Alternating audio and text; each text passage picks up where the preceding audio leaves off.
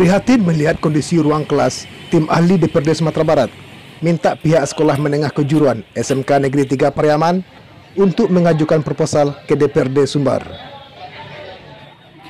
Tim ahli mengaku akan membantu membicarakan dengan pihak DPRD agar bisa memprioritaskan bantuan untuk sekolah SMK Negeri 3 Pariaman itu.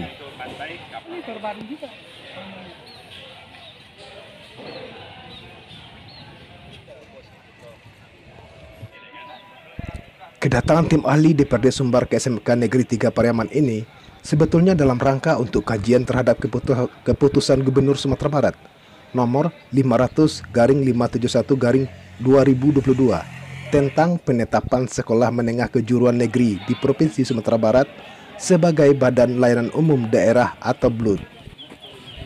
Karena SMK Negeri 3 Pariaman ini ditetapkan sebagai salah satu sekolah BLUD. Namun saat melakukan peninjauan ke SMK Negeri Pariaman itu, tim ahli melihat sejumlah ruang kelas termasuk ruang praktek sekolah. Kondisinya sangat memprihatinkan. Bahkan dari penjelasan pihak sekolah ke tim ahli DPRD Sumbar, bahwa sekolah itu saat ini kekurangan 16 ruang belajar. Belum lagi ruang praktek yang juga banyak mengalami kerusakan.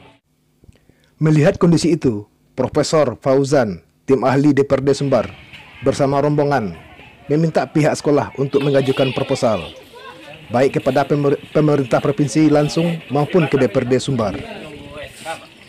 Apalagi diketahui untuk tingkat SMK saat ini kewenangan di bawah provinsi. Tim ahli juga mengakui prestasi yang didapatkan SMK Negeri 3 Pariaman saat ini berbanding terbalik dengan kondisi sekolah yang saat ini memiliki lebih dari 1.308 siswa itu rusak.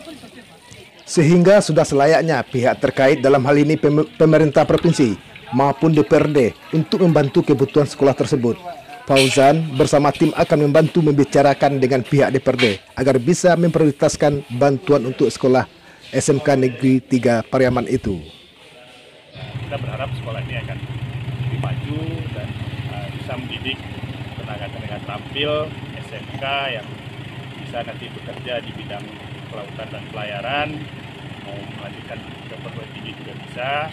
Nah, mungkin fasilitas kali ya, fasilitas yang kalau saya lihat ya masih perlu perbaikan beberapa sarana dan prasarana, dan mungkin kedepannya bisa dibantu baik oleh pemerintah daerah maupun oleh Kemendikbud sendiri. Kita coba rekomendasikan ya. Dan